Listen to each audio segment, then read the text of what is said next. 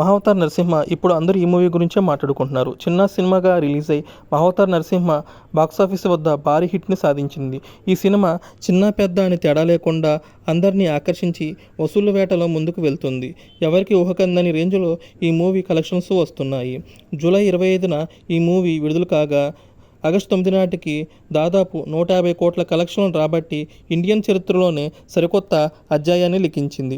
ఒక యానిమేటెడ్ మూవీకి ఈ రేంజ్లో కలెక్షన్ రావడం 100 ఏళ్ల ఇండస్ట్రీలో ఇదే తొలిసారని ట్రేడ్ నిపుణులు అంచనా వేస్తున్నారు. మరి రానున్న రోజుల్లో మరిన్ని రికార్డులను ఈ మూవీ క్రియేట్ చేస్తుందని భావిస్తున్నారు. ఇక ఈ చిత్రం కేవలం 15 కోట్ల బడ్జెట్తోనే తెరకెక్కించారు. కానీ మూవీకి వచ్చిన కలెక్షన్స్ చూస్తే పదింతలు ఉంది.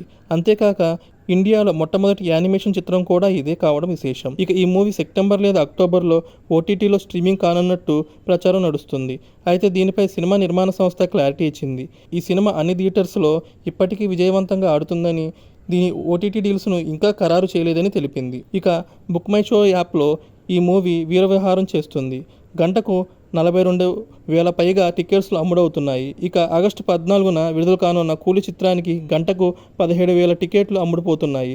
వార్ 2 చిత్రానికి గంటకు 2,000 టికెట్స్ అమ్ముడవుతున్నాయి. రిలీజ్ అయి 17 రోజులు అవుతున్నప్పటికీ ఈ మూవీ క్రేజ్ మాత్రం ఏమాత్రం తగ్గడం లేదు. ఇంకా ఫుల్ రన్లో ఈ మూవీ ఎలాంటి మ్యాజిక్లు చేస్తుందో వేచి చూడాలి.